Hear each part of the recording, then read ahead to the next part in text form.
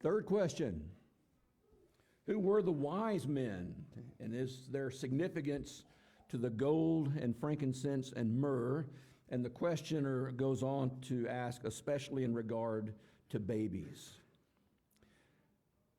And so, timely, I guess, coming into this season of the year, right?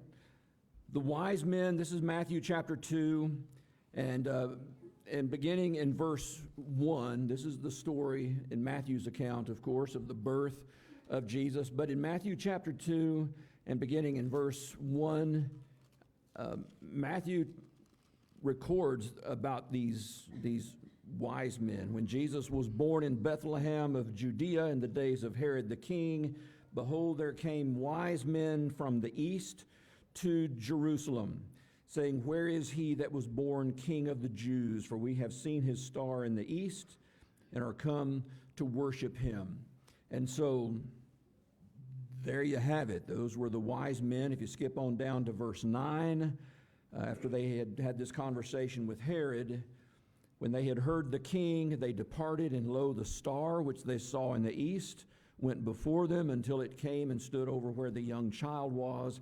And when they saw the star, they rejoiced with exceedingly great joy.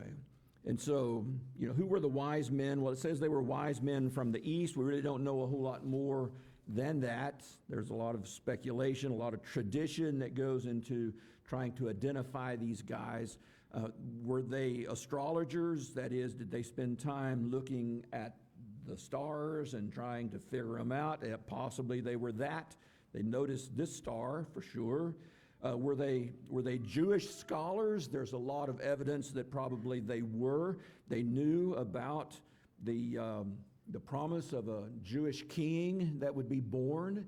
And so if they were not Jewish scholars themselves, they at least had some knowledge of Jewish theology. They were from the east, which means either Persia or Babylon in all likelihood.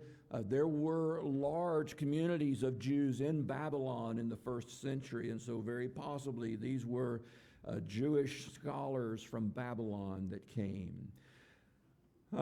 They followed this star, it says, this star, which they recognized as a sign of the birth of the King of the Jews. I mean, how did that happen? Number one, the star was not a typical star like you and I would see. It wasn't a shooting star that just pointed them in the right direction. It would have taken many weeks for them to have made the journey from Babylon to Bethlehem.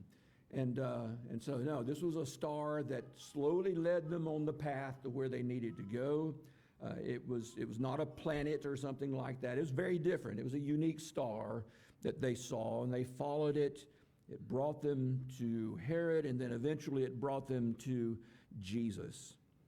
And again, tradition tells us their names. We won't bother to get into that. The tradition tells us there was 3 of them. The text doesn't say that, and so doesn't really matter, don't really know, can't tell you a whole lot more about these guys than what we just said.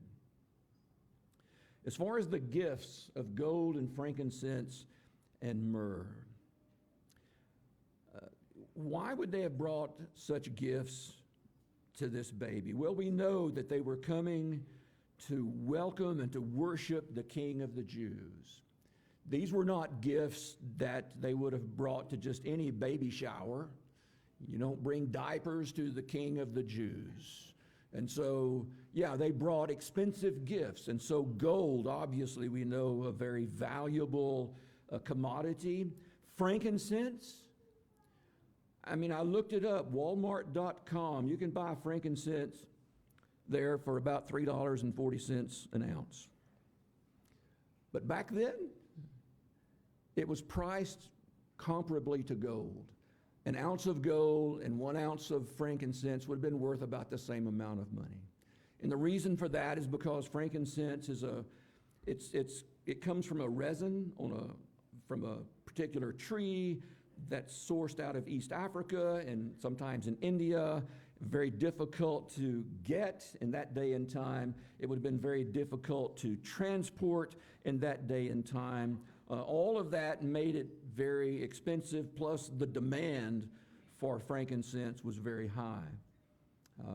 Same thing with myrrh. Myrrh also, today, Walmart.com, $4.14 an ounce. But back then, it was as expensive as gold. And again, for the same reasons, because it was very difficult to obtain. Myrrh, they had to source it out of southern Arabia or even Ethiopia. And again, the demand for that was very high. You will see in the book of Exodus, in Exodus chapter 30, that both frankincense and myrrh were used as part of the ceremonial ritual of the temple. I mean, myrrh was used as one of the ingredients for the anointing oil that was used to anoint the tabernacle and all of the utensils in the tabernacle, and to anoint Aaron and his sons as the priests. It was part of a very expensive type of oil. The incense, the frankincense, was used as well for the altar of incense inside the holy place. And so fragrant, very aromatic incense.